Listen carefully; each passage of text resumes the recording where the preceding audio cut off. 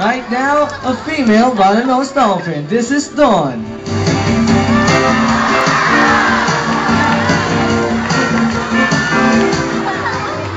A great introduction there, guys. Now our friends are bottlenose dolphins or Turshos truncatus. They are very friendly animals. But in fact, you can wave one back, guys. I'm sure they love that. The whales and dolphins are not fish, are they? No, they are warm-blooded, air-breathing mammals, just like you and me. But how can we tell? First, their tail flukes are the main motor that powers them when they are swimming, and that tail moves up and down and not side to side like a fish. I'll show them how it works, guys.